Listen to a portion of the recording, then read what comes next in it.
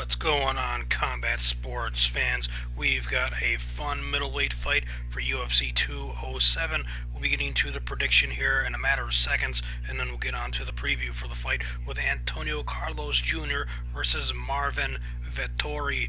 This one's going to be fun as the Brazilian takes on the Italian. These two guys are both up-and-coming middleweight fighters. It's going to be a lot of fun to see these two go at it at December 30th in Las Vegas. So this one's going to be very interesting.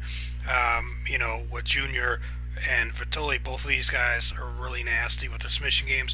But let's get to the prediction here now, and then we'll get on to some more stats and stuff. So I am going with a history-making prediction with Marvin Vettori to win this one over Antonio Carlos Jr. via submission in the first round. Now, Antonio Carlos Jr. has never been submitted in his pro career. He's got 10 fights under his belt with 7 wins, 2 losses, and 1 no contest. He's never been submitted in his pro career, and Vettori is very nasty at submissions and really well-rounded fighter. I know Antonio Carlos Jr., he is a very well-rounded submission fighter as well, but I feel that we're going to see Marvin take down Antonio and end up getting him in a submission that he is not able to get out of and submit him in the first round. Most likely this will go into the third round, but I believe with how powerful Marvin is that he's going to end up taking it to Carlos and throw him off his game and be able to get him down and get him submitted. I believe it's going to be a good stand-up for the first 2 to 3 minutes, and then we're going to see them go to the ground, or it could go to the ground real quick. But, with Marvin Vettori, he has got 11 wins, 8 of them by submission, 2 of them by KO, TKO, 1 by decision. He's lost twice, only by decision. He's never been finished. He's never lost by KO, TKO, or been submitted. The Italian is a very tough dude. Right now, he is on a 6-fight win streak with his UFC debut coming at UFC 202, Diaz vs. McGregor 2. He won in the first round by guillotine choke, and he had his last fight before that in Ventura FC, where he had a guillotine choke victory there too. Prior to that, he had a KO and then a decision victory. He wins a lot of his fights by guillotine. He's got 3 wins by guillotine. It looks like a toe hold. It's very tough to pull off a toe hold submission these days. He has a triangle choke victory and 3 rear naked chokehold victories. His first fight as a pro, he lost by unanimous decision. Then he went on a 5-fight win streak after his debut in combat sports and MMA.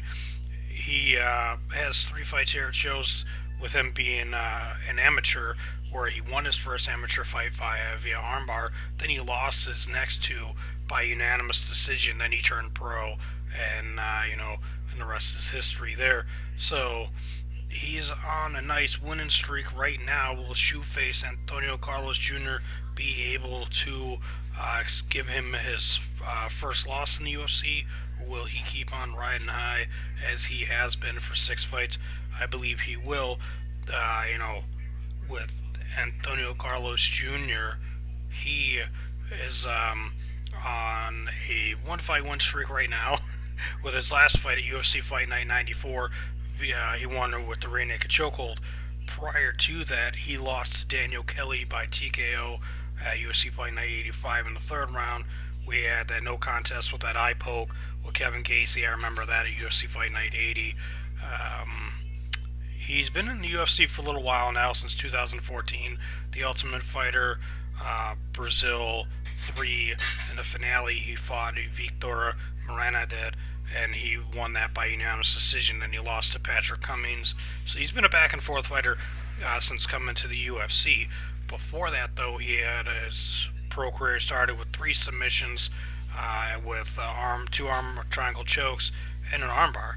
Then when he debuted in the UFC, he won that, like I said, so he was on a 4-fight win streak to start his career, and then he lost his first fight as a pro to Patrick Cummings, which Patrick Cummings is a badass dude. He's a really tough individual, and this is going to be very fun to see where this goes.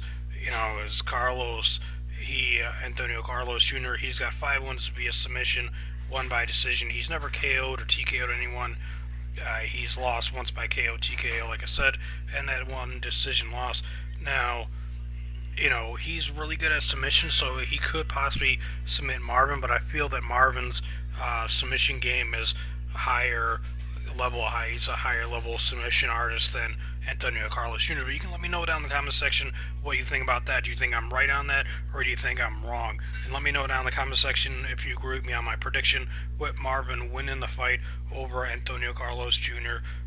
Hitting that like button to let me know that you're going for Marvin Vettori over Antonio Carlos Jr. by hitting the like button, and leave me a comment down below. Do you think that Marvin will be able to submit Antonio or not? And do you see going 1 round, 2 rounds, 3 rounds? What do you feel is going to happen in this fight? Make sure to punch that subscribe button into submission, and if that video up there that's recommended looks interesting, click on that to watch another video here at Joe's Commentary and Predictions. Thanks for watching. I'm looking forward to this fight. It's going to be very interesting when these 2 submission giants collide in the middleweight division. They're not heavyweights, but they're both very highest level submission artists in my opinion. Thanks for watching.